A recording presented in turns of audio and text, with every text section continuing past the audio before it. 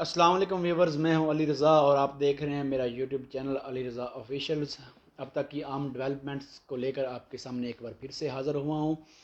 آپ سے پہلے گزارش ہے کہ اس چینل کو سبسکرائب کریں، لائک کریں اور ویڈیو واچنگ کریں۔ آپ کی سپورٹ میرے لیے انتہائی ضروری ہے، جس کی وجہ سے میں آپ تک یہ پیغام پہنچاتا رہوں گا، ویڈیوز پہنچاتا رہوں گا۔ اب تک کی جو سب سے اہم ڈیولپمنٹ ہے اس کے حوالے سے آپ کو بتاتا چلوں کہ عدالت پاکستان جو ہے ہائی کورٹ آف پاکستان کی طرف سے، ہائی کورٹ آف لاہور کی طرف سے جو فیصلہ آیا ہے، اس میں یہ فیصلہ آیا ہے کہ جو آڈیو اور ویڈیو لیکس ہو رہی ہیں پاکستان کے قائدین کی، پاکستان کے لیڈران کی، پاکستان کے کارکنان کی، جتنی بھی ویڈیوز اور آڈیوز لیکس ہوئی ہیں یا جو لیکس کر رہے ہیں، ان کے حوالے سے فیصلہ ہے جی۔ ان کے حوالے سے فیصلہ یہ ہوا ہے کہ عدالت نے ریمارکس دیے ہیں کہ جو بھی آڈیو اور ویڈیو ریکارڈ کی جائے گی یا سامنے لائی جائے گی ثبوت کے طور پر، وہ تب تک ثبوت کے طور پر مانی نہیں جائے گی جب تک ویڈیو بنانے والا اور آڈیو لیک کرنے والا جو شخص ہے وہ خود حاضر نہیں ہوگا۔ جی تو ناظرین، اب تک کے لیے میرے خیال میں یہ بہت ہی بڑی اور بہترین جو کاوش ہے ہائی کورٹ کی طرف سے، کہ جتنے بھی پی ٹی آئی کے جو لوگ تھے جن کو یہ خدشات تھے کہ ان کی آڈیوز اور ویڈیوز لیک ہو چکی ہیں یا ان کے پاس جو آڈیوز اور ویڈیو موجود ہیں جو یہ کام کرنے والے ہیں تو ان کو وہ بلیک میل کر سکتے ہیں، اسی وجہ سے انہوں نے پارٹی چھوڑی، اسی وجہ سے انہوں نے اپنے فیصلے جو تبدیل کیے، اپنی جو وفاداریاں ہیں وہ پہلے تبدیل کی کہ عمران خان کو چھوڑ کر جو ہے وہ پارٹی سے علیحدگی یا سیاست سے ہی علیحدگی اختیار کر لی گئی۔ اب تک دیکھیں جتنے لوگوں نے بھی پی ٹی آئی چھوڑی ہے، اس میں جو میرے خیال میں جو سب سے پہلے جو میرے ذہن میں وہ سوال آتا ہے وہ یہ آتا ہے کہ عثمان بزدار صاحب نے جو پی ٹی آئی چھوڑی ہے اس کے پیچھے کیا ریزن تھی، اس کی کیا وجوہات تھیں یا ان کو کیا مشکلات پیش آئیں کہ انہوں نے جو خان صاحب کی جو بہت ہی زیادہ ان پہ جو نوازشیں تھیں ان کو جو ہے وہ آسان فراموش کیا اور پی ٹی آئی کو چھوڑ دیا۔ کیا یہ انہیں کرنا چاہیے تھا یا نہیں کرنا چاہیے تھا؟ یہ آپ سوچیں اور آپ بتائیں۔ میرے خیال میں تو انہیں یہ نہیں کرنا چاہیے تھا کہ انہیں پی ٹی آئی ہی چھوڑ دینی چاہیے تھی یا سیاست چھوڑنی چاہیے تھی، کیونکہ جو اب فیصلہ آیا ہے اس حوالے سے دیکھ کر جو پاکستان میں یا جو پی ٹی آئی کی جو ورکر خواتین ہیں ان کو دیکھا جائے، جس میں صنم جاوید صاحبہ ہیں، جو طیبہ راجہ صاحبہ ہیں، اس کے حوالے سے علیہ حمزہ صاحبہ ہیں، اور ایک جو خاتون ہیں انہیں خدیجہ شاہ جو ہے وہ اس حوالے سے دیکھنا چاہیے کہ عثمان بزدار صاحب جو ہیں وہ کہیں بھی فٹ نہیں بیٹھتے،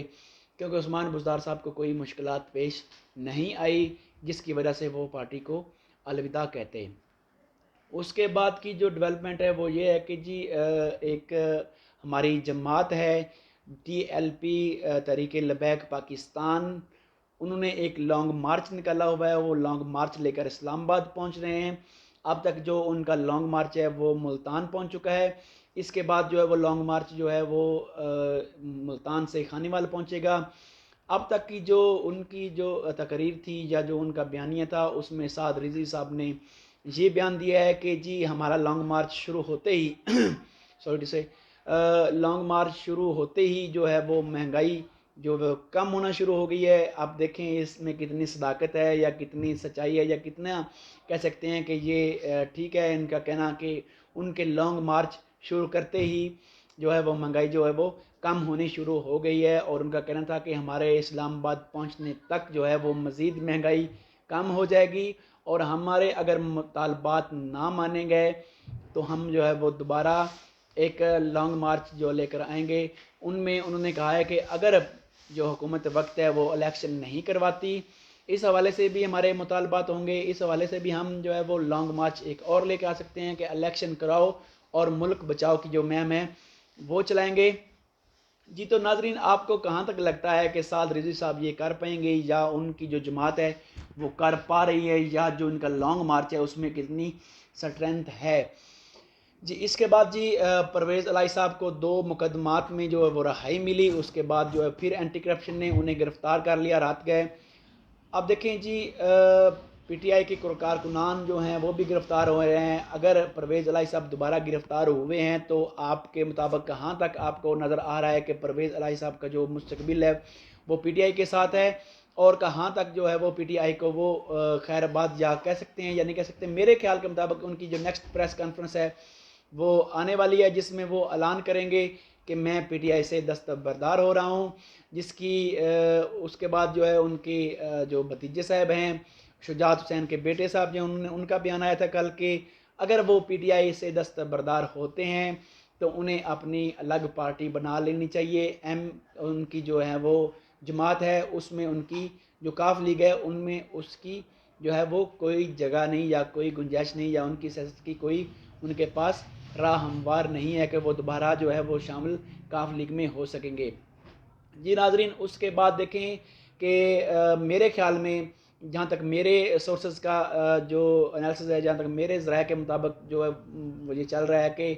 جو حکومت ہے اس کو جولائی کے اینڈ تک یا جولائی کے جو دوسرے ہفتے میں وہ گرا دیا جائے گا، حکومت ختم کر دی جائے گی اور نئے الیکشنز کی طرف جایا جائے گا یا نگران سیٹ اپ لگایا جائے گا. ہاں، نگران سیٹ اپ سے یاد آیا کہ اب تک کی اطلاعات کے مطابق جو یہ حکومت چلا رہے ہیں، جس کی بھی خواہش ہے کہ یہ جو نگران حکومت ہے اس کو نگران حکومت نہ کہا جائے، اس کو کہا جائے گی پنجاب حکومت، یا جو نگران وزیر اطلاعات ہے اس کو نگران وزیر اطلاعات نہ کہا جائے کیونکہ اس کو جو ہے وہ چاہتے ہیں کہ اس کو لمبا سیٹ اپ لے کر چلیں، وہ چاہتے ہیں کہ اس کو پرماننٹ گورنمنٹ بنا دی جائے. جہاں تک میرا انالیسز ہے یہی کہتا ہے کہ جو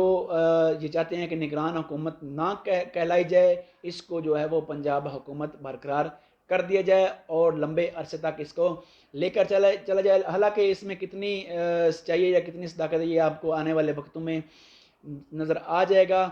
جی تو دیکھیں، نااہلی کا جو دور تھا نواز شریف کا یا جہانگیر ترین صاحب کا، میں پچھلی ویڈیو میں بھی آپ کو بتا چکا ہوں کہ جہانگیر ترین صاحب جو ہے وہ اہل ہونے جا رہے ہیں. وہ اپنی پارٹی کی جو باغ دوڑ سنبھالنا چاہ رہے ہیں، وہ ایک الگ پارٹی بنانا چاہ رہے ہیں، جس میں انہوں نے کچھ روز پہلے میڈیا ٹاک میں بتاتے ہوئے کہا تھا کہ 70 پیپلز ان کے موجود ہیں. اب وہ 100 ارکان پورے ہونے تک وہ پارٹی کا اعلان کریں گے. اس میں ایک اور اپرچونٹی مجھے جو نظر آ رہی ہے یا جو میرے انالیسس کے مطابق نظر آ رہا ہے مجھے، وہ یہ بھی ہے کہ میاں محمد نواز شریف صاحب کو لندن سے پاکستان واپس بلایا جائے گا، اور اس میں ان کے جو ہے وہ پولیٹکس کے جو ان کی جو نااہلی ہے اس کو ختم کیا جائے گا. جو اس کے پولیٹکس ہے اس کے دروازے جو ہے وہ پھر سے اوپن کیے جائیں گے، جس میں ان کو الیکشن پاکستان لڑایا جائے گا اور عمران خان صاحب جو ہے ان کو نااہل کروا دیا جائے گا. یہ اس میں کتنی صداقت ہے یہ آپ کو آگے جا کر جولائی میں یا اگست میں پتہ لگ جائے گا. اگر تو ان کی گورنمنٹ ختم ہوتی ہے، نگران سیٹ اپ آتا ہے، تو عمران خان نائل ہوں گے تو یہ جو نگران سیٹ اپ کو جو وہ تبدیل کریں گے الیکشن میں. اگر عمران خان صاحب نائل نہیں ہوں گے تو یہ کبھی بھی نہیں چاہیں گے کہ الیکشن ہو یا الیکشن کروائیں اور عمران خان جو ہے وہ دوبارہ براجمان ہو وزیر اعظم شپ پہ. تو جہاں تک میرا خیال ہے اگر عمران خان صاحب نائل نہ ہوئے تو یہ کبھی بھی الیکشن نہیں کروائیں گے، نگران سیٹ اپ کو ہی لے کر آگے چلیں گے. جی اس کے بعد شہباز گل صاحب جو ہیں انہوں نے بڑی ڈیپلی جو ہے وہ تنقید کی ہے، تنقید کا نشانہ بنایا ہے عثمان بزار صاحب کو. دیکھیں جی، یاسمین راشد صاحبہ جو ہے ان کا بھی جو عدالت نے فیصلہ کر دیا کل کہ ان کو بھی رہا کیا جائے، جہاں بھی ہیں ان کو پروڈیوس کر کے عدالت میں پیش کیا جائے اور انہیں رہا کیا جائے، کیونکہ ان کا جو وارنٹ گرفتاری تھا وہ کل عدم قرار دے دیا گیا ہے. اس کے بعد جو ہے وہ زرداری صاحب بھی کافی متحرک ہیں کہ اپنی جو پارٹی ہے اس میں ممبران کو وہ دوبارہ متحرک کریں، وہ ان کو اکٹھا کریں اور الیکشن میں جایا جائے. اب تک کے لیے اتنا ہی. اپنا اور اس چینل کا خیال رکھیے گا. اللہ نگہبان.